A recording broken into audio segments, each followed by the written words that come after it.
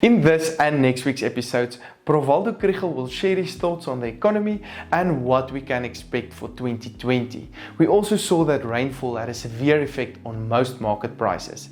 All in this week's video, so make sure to stay tuned. Welcome to this week's AMT Fresh Produce Outlook on the Markets. I'm Johnny and will keep you up to date with the latest trends. As promised, Professor Waldo Krugell will share some thoughts on the economy, but first let's go and see what happened on the fresh produce markets the past week. Rainfall limited the supply of most vegetables, resulting in specifically the potato, tomato and carrot prices to trade on a higher level. As a result, the potato price increased past the 50 Rand per 10 kilogram mark and traded on 51 Rand 42 per 10 kilogram last week. Low volumes and good demand may result in the price to stay on its high level. Tomato prices increased by 1% to 9 Rand 36 per kilogram last week, with volumes that's still low on the market and prices to again expected to trade on a higher level the coming week. Carrot prices increased by 12% to 3 Rand 54, with low volumes this week that may keep prices on its higher level. The onion market continued to receive high volumes, resulting in a 1% decrease to 3 Rand 18 per kilogram. Sweet potato and pepper prices increased by 3% to 3 Rand 73 and 12 Rand 37 respectively.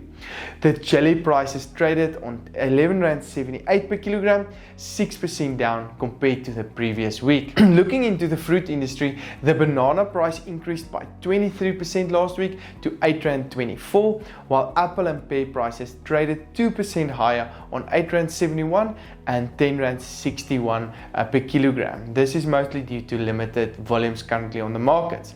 The cooler and wetter weather, however, is also limiting demand, especially for fruits on the fresh produce markets, which is keeping prices on a lower level than compared to normal circumstances. Orange and avocado prices remain on an upward trend and traded on 8 Rand 18 and 28 Rand 78 per kilogram respectively. Grape and mango prices remain under pressure due to very high volumes currently received in the markets and traded on 19 Rand 61 and 13 Rand 27 per kilogram respectively.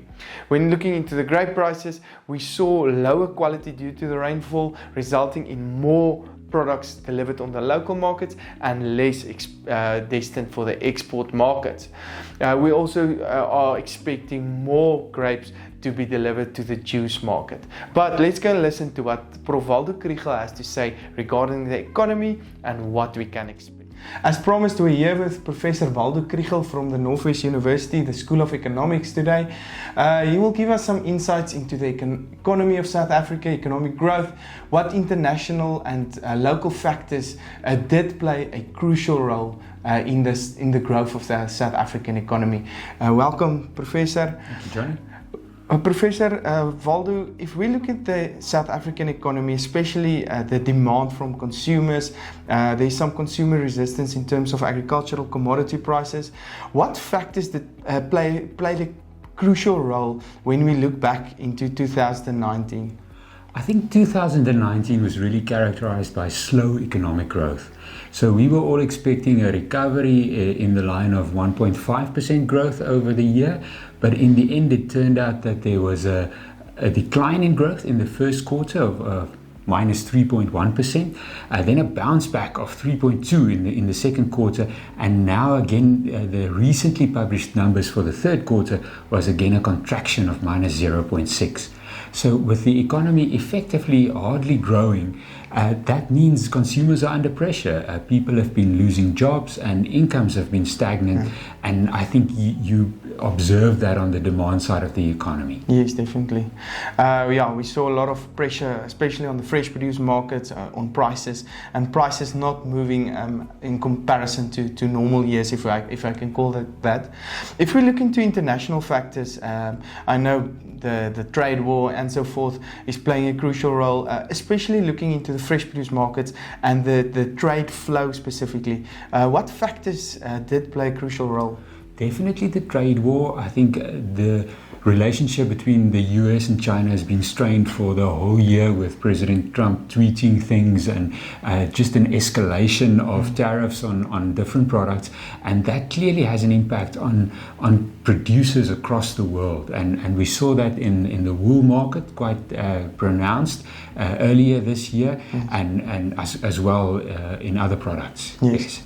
I saw specifically in the soybean market prices that rised or increased significantly the past 2 or 3 weeks, mostly due to some products that is currently starting to flow from America to China, and supporting these industries. That's good news. International environment, if we look into the near future, into the crystal ball, if I can call it that, what do you see happening, and what can we look forward to? I think internationally growth still seems to be slow.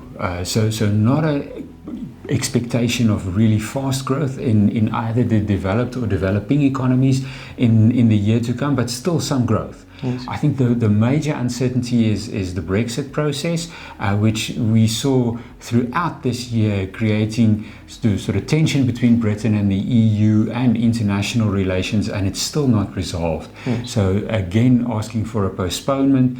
So we'll see what happens, and if the trade war pressure can ease a bit, that will definitely benefit the international economy.